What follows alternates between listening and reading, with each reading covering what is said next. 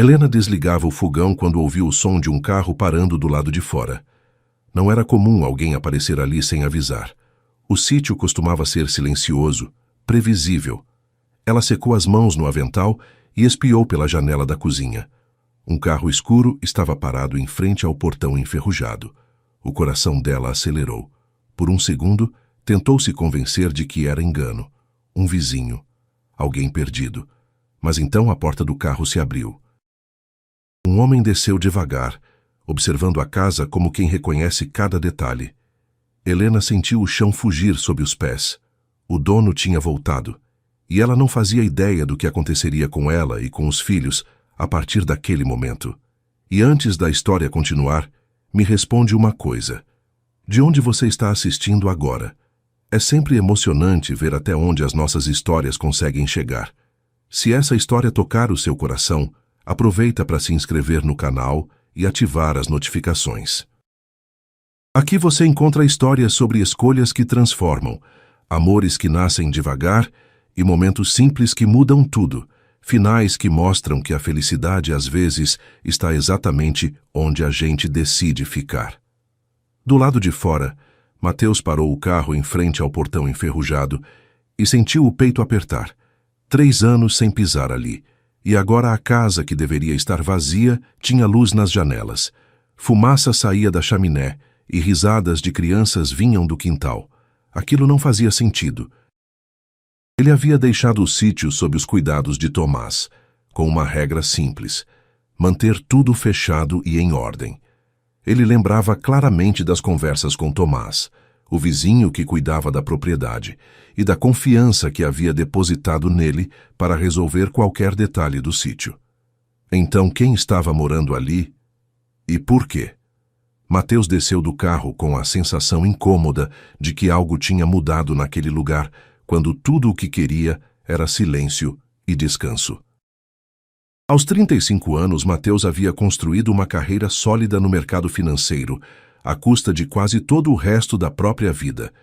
Acordava às 5 da manhã, dormia depois da meia-noite e aos fins de semana ainda trabalhava respondendo e-mails. Sua vida era uma sequência ininterrupta de reuniões, viagens e decisões que movimentavam milhões. Mas 3 meses atrás, algo mudou.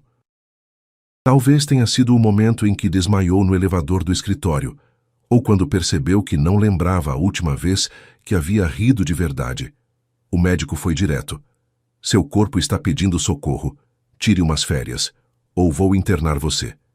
Foi aí que Mateus se lembrou do sítio que herdara do avô, perdido no interior de Minas Gerais.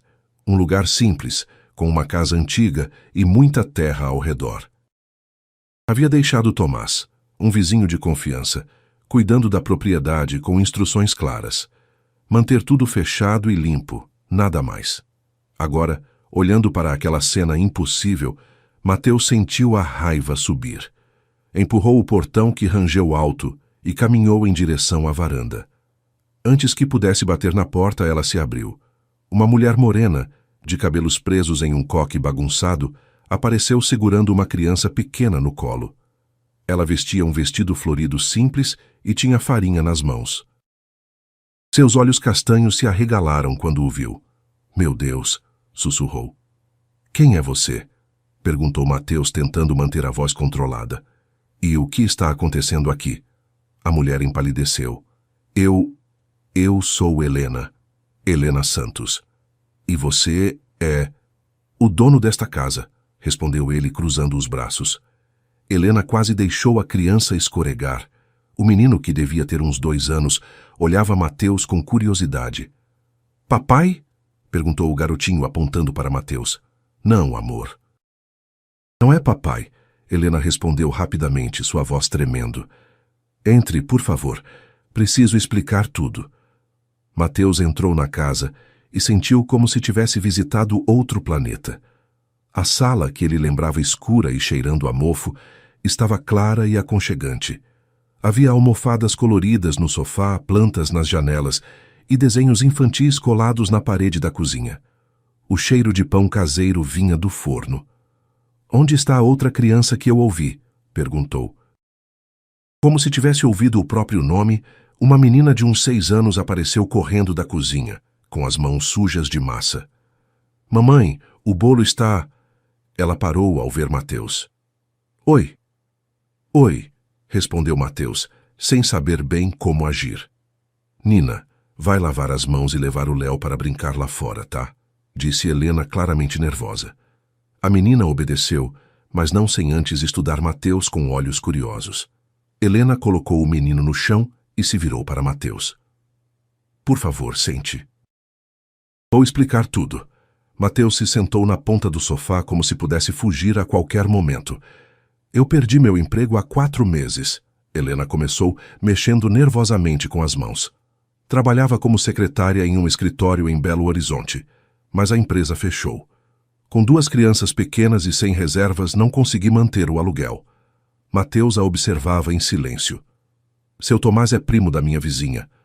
Quando ele soube da minha situação, ofereceu este trabalho.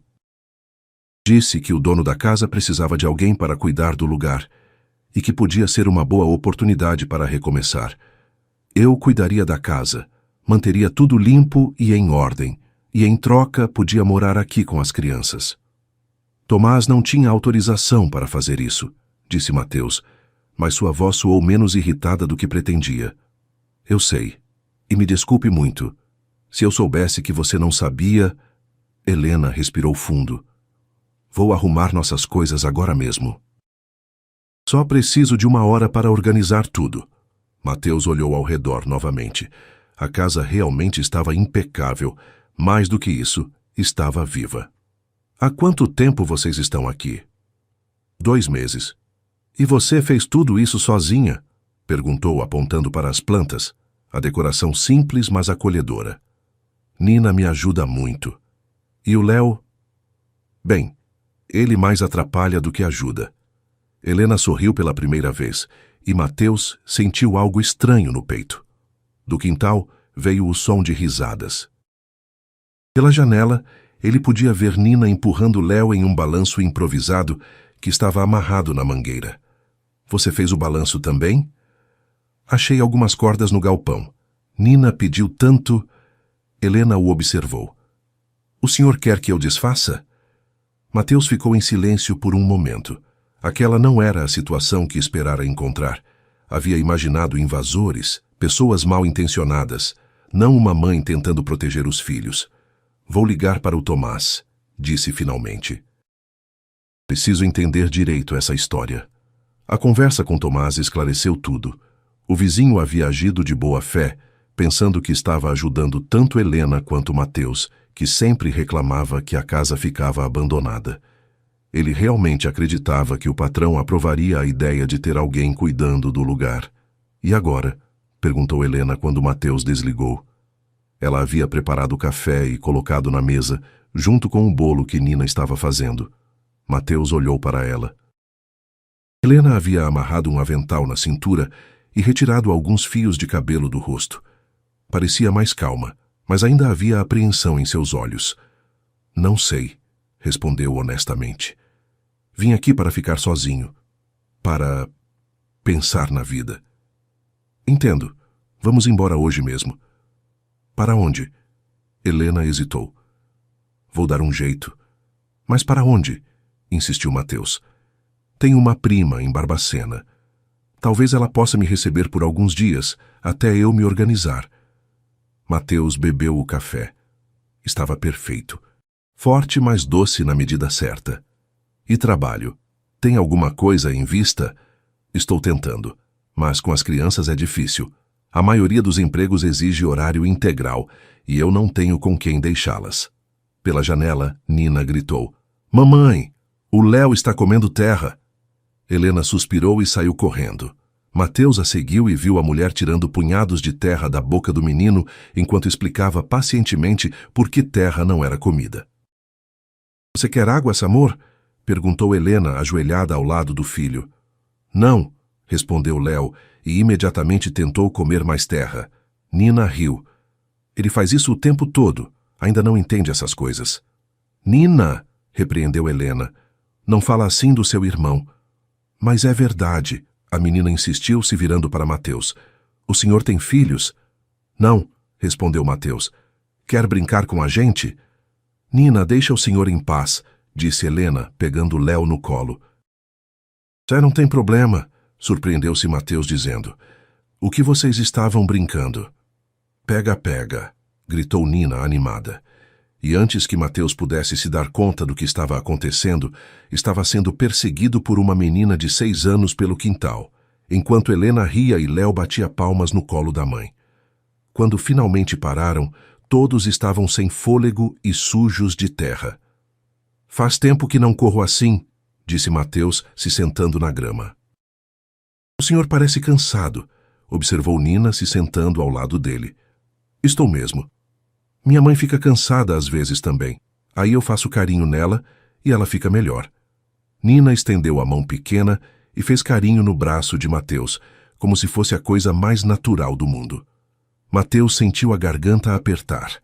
Naquela noite, depois que Helena colocou as crianças para dormir, eles se sentaram na varanda para conversar. Você transformou completamente este lugar, disse Mateus olhando o jardim que agora tinha canteiros organizados e algumas hortaliças. Desculpa se mudei demais. Sei que não era meu direito. Não estou reclamando. Ele a interrompeu. Estou impressionado. Meu avô sempre quis plantar aquelas hortaliças. Nunca conseguiu fazer crescer nada. Helena sorriu. Nina me ajudou. Ela tem jeito com plantas. E você? Como aprendeu tudo isso? Minha mãe. Ela sempre dizia que casa sem jardim é casa sem alma. Eles ficaram em silêncio por um momento, ouvindo os grilos. Por que veio aqui? Perguntou Helena suavemente. Se não é indiscrição. Mateus pensou se devia responder, mas havia algo na presença dela que o deixava à vontade. Estava me matando de trabalhar, literalmente. O médico disse que se eu continuasse nesse ritmo, ia ter um infarto antes dos 40. E você gosta do que faz? Gostava. Ou achava que gostava. Agora não sei mais. Helena o observou. E aqui? Como se sente aqui? Mateus olhou ao redor. A noite estava silenciosa, mas era um silêncio diferente da cidade. Um silêncio cheio de vida. Grilos, vento nas árvores, um sapo coachando na distância. Tranquilo, admitiu. Pela primeira vez em anos, tranquilo. Então talvez você esteja no lugar certo. Na manhã seguinte, Mateus acordou com cheiro de café e vozes baixas vindo da cozinha. Quando desceu, encontrou Helena preparando o café da manhã, enquanto Nina ajudava a pôr a mesa. Léo estava em uma cadeirinha alta, espalhando mingau pela cara. Bom dia, disse Helena, parecendo um pouco constrangida. Desculpa se acordamos você. Que horas são? 7:30. Mateus se surpreendeu. Em São Paulo, a essa hora, ele já estava no escritório há 2 horas e havia dormido a noite inteira sem acordar uma vez. Fazia meses que isso não acontecia. Quer café da manhã? Ofereceu Helena. Não quero atrapalhar a rotina de vocês. Não atrapalha, disse Nina. Mamãe sempre faz comida demais mesmo. Durante o café, Mateus observou a dinâmica da família. Helena era paciente com as crianças, mas firme quando necessário. Nina era tagarela e curiosa, enquanto Léo era um pequeno furacão que conseguia se sujar mesmo sentado na cadeirinha. O que vocês fazem durante o dia? Perguntou Mateus. Nina estuda em casa, respondeu Helena. À tarde brincamos no quintal, e eu aproveito para cuidar da horta. Léo dorme depois do almoço, então é o momento mais tranquilo. E você não fica entediada aqui? Helena riu. Com essas duas? Impossível. Depois do café, Mateus disse que ia dar uma volta pela propriedade para ver como estava tudo. Helena ofereceu companhia, mas ele preferiu ir sozinho. Caminhou pelos canteiros que Helena havia plantado, pelo galpão que agora estava organizado, pela cerca que havia sido consertada. Cada canto da propriedade mostrava sinais de cuidado, não apenas limpeza, mas carinho real. Quando voltou, encontrou Helena estendendo roupas no varal, enquanto Nina brincava com bonecas na sombra e Léo dormia em um carrinho. Helena, chamou. Ela se virou, prendendo uma mecha de cabelo atrás da orelha. Sim? Você não precisa ir embora hoje. Helena parou o que estava fazendo. Como assim? A casa está grande. Vocês podem ficar mais alguns dias, até se organizarem direito. Eu não quero ser um peso. Vocês não são um peso, disse Mateus e percebeu que era verdade. Na verdade, acho que a companhia pode fazer bem para todos nós. Os dias que se seguiram estabeleceram uma rotina estranha, mas confortável. Mateus acordava cedo e tomava café com a família. Depois, Helena cuidava das crianças, enquanto ele trabalhava no computador. Muito menos do que costumava, apenas o essencial. À tarde, ele começou a ajudar na horta, e Nina sempre aparecia para supervisionar o trabalho. O senhor não sabe plantar, observou Nina no terceiro dia, vendo Mateus lutar com as mudas de tomate. É verdade, admitiu ele. Quer que eu ensine? E assim Mateus se viu recebendo aulas de jardinagem de uma menina de 6 anos, enquanto Helena sorria da varanda. À noite, depois que as crianças dormiam, ele e Helena conversavam na varanda. Ela contava sobre a vida em Belo Horizonte, sobre como era difícil criar 2 filhos sozinha. Ele falava sobre o trabalho, sobre a sensação de estar sempre correndo atrás de algo que não sabia bem o que era. Você nunca quis constituir família? Perguntou Helena uma noite. Queria, ou achava que queria, mas nunca tive tempo. Sempre havia um projeto mais importante, um cliente para atender, uma viagem para fazer. E agora? Mateus olhou para ela. À luz da varanda, Helena parecia ainda mais bonita. Não a beleza artificial das mulheres com quem ele costumava sair em São Paulo, mas uma beleza natural, tranquila. Agora estou questionando muitas coisas. Na segunda semana, Léo ficou doente. Uma febre alta que apareceu de repente e deixou Helena desesperada. Preciso levar ele ao médico, disse ela, tentando acalmar o menino que chorava no colo. Vou com vocês, ofereceu Mateus sem pensar. Não precisa. Quero ir. No hospital, Mateus ficou surpreso com sua própria ansiedade. Não era apenas preocupação educada. Ele realmente estava com medo de que algo sério acontecesse com Léo. O médico disse que era apenas uma virose, mas que era preciso ficar de olho na febre. Durante toda a noite, Helena e Mateus se revezaram cuidando do menino. Nina dormia no sofá da sala para ficar perto do irmão. Foi às 3 da manhã, enquanto Mateus segurava Léo para Helena poder descansar um pouco, que ele percebeu. Aquilo já não era mais apenas conveniência. Eram uma família improvisada, mas real. Léo finalmente adormeceu e Mateus o colocou delicadamente no berço. Quando se virou, Helena estava acordada, observando. Obrigada, sussurrou. Pelo quê? Por cuidar dele como se fosse seu. Mateus sentiu o peito apertar. Helena... Eu sei. Ela o interrompeu suavemente. Isso tudo é temporário. Você vai voltar para a sua vida, e nós vamos seguir a nossa. Mas obrigada por esses dias, por deixar as crianças se sentirem seguras. E você, como se sente? Helena hesitou. Segura também.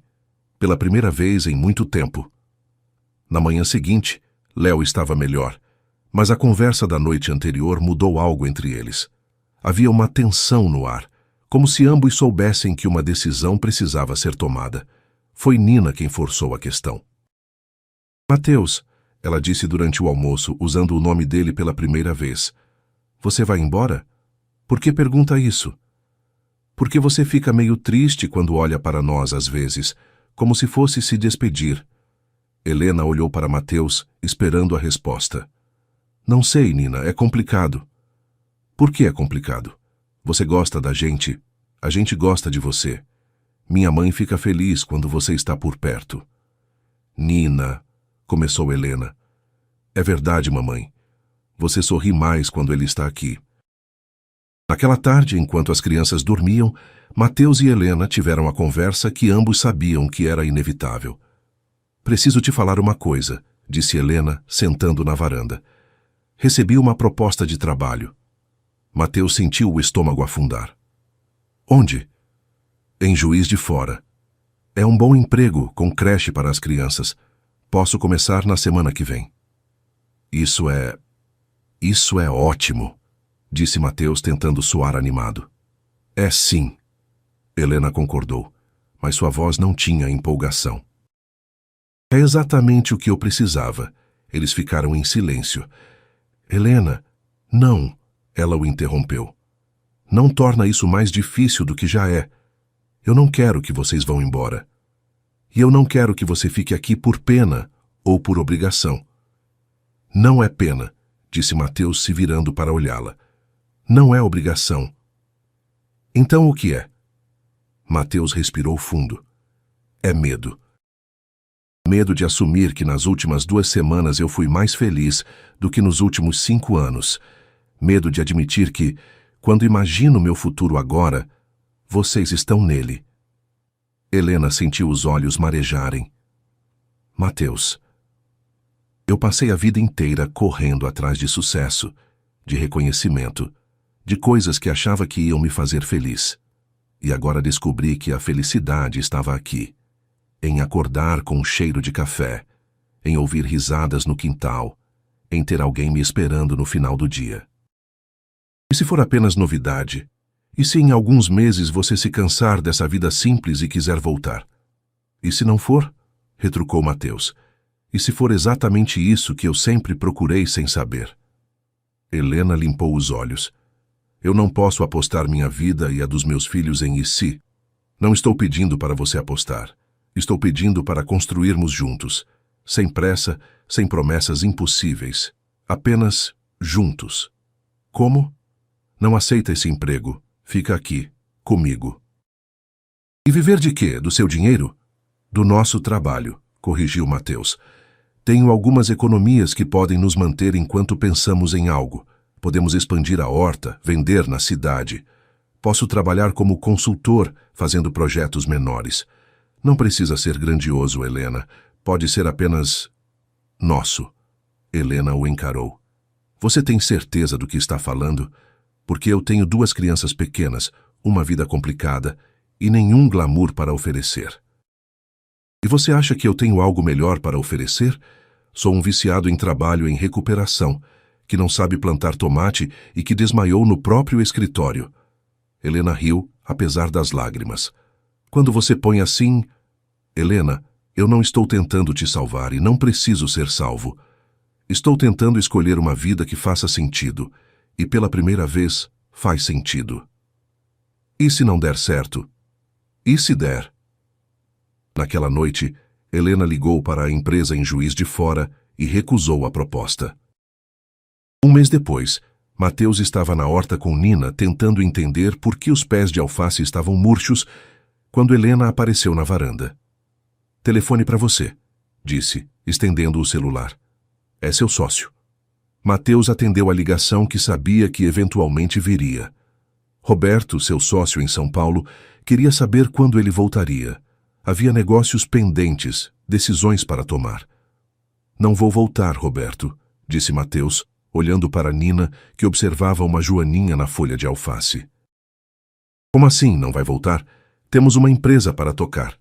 Você pode tocar sozinho, ou vem de minha parte. Eu confio na sua decisão. Mateus, você enlouqueceu? Vai jogar tudo fora por quê? Mateus olhou para a casa. Helena estava na cozinha, com Léo no colo, preparando o almoço. Pela janela ele podia vê-la cantando baixinho. Nina havia se levantado e corria atrás de uma borboleta. Não estou jogando nada fora, Roberto. Estou escolhendo o que realmente importa. Quando desligou, Nina estava ao seu lado novamente. Você está triste? Não, respondeu Mateus, e percebeu que era verdade. Estou em paz. Mamãe também fica em paz quando você está por perto. Como você sabe? Porque ela para de franzir a testa quando está preocupada. Mateus riu. Você é muito observadora. Minha mãe diz que é porque sou curiosa. Nina o encarou com seus olhos sérios. Você vai casar com ela? Nina? O quê?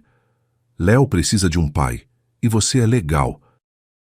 Isso é uma decisão que só os adultos podem tomar, tá? Tá, mas se você pedir, acho que ela vai aceitar. Naquela noite, depois que as crianças dormiram, Mateus encontrou Helena na varanda, como sempre. Desisti da empresa, disse, se sentando ao lado dela. Sério? Roberto vai tocar sozinho. Ou vender. Tanto faz. Helena o estudou. Não vai se arrepender? Do quê? De trocar 60 horas de trabalho por semana pela chance de acordar todos os dias ao lado de vocês? Helena sorriu. Quando você fala assim, parece fácil. Porque é fácil. Quando você para de complicar, é fácil. Mateus segurou a mão dela. Helena, eu te amo. Eu também te amo, respondeu ela sem hesitar. Então vamos fazer isso direito. Vamos casar. Helena riu. Essa foi a pior proposta de casamento da história. Você quer que eu me ajoelhe? Eu quero que você tenha certeza. Tenho certeza de que quero acordar todos os dias com você. Tenho certeza de que quero ver Nina e Léo crescerem. Tenho certeza de que quero construir uma vida aqui, com vocês. É certeza suficiente? É certeza suficiente. 6 meses depois, em uma cerimônia simples no quintal do sítio, Mateus e Helena se casaram. Nina foi a dama de honra. Léo foi o pajem e quase derrubou as alianças, arrancando risadas de todo mundo. E Tomás foi quem os apresentou, já que, de certa forma, ele era responsável por tudo aquilo. Durante a festa, Nina se aproximou de Mateus. Agora você é meu pai de verdade? Se você quiser, sim. Quero. Mas você tem que aprender a plantar direito, porque seus tomates ainda estão feios. Mateus riu e a pegou no colo. Vou aprender. Temos a vida toda para isso. E enquanto observava Helena dançando com Léo no colo, cercada pelos vizinhos que haviam se tornado família, Mateus soube que havia tomado a decisão certa. Às vezes, o amor não chega como um raio. Ele cresce devagar, como uma planta bem cuidada. E quando a gente percebe, a vida que sempre procurou estava esperando em silêncio, exatamente onde o coração decidiu ficar.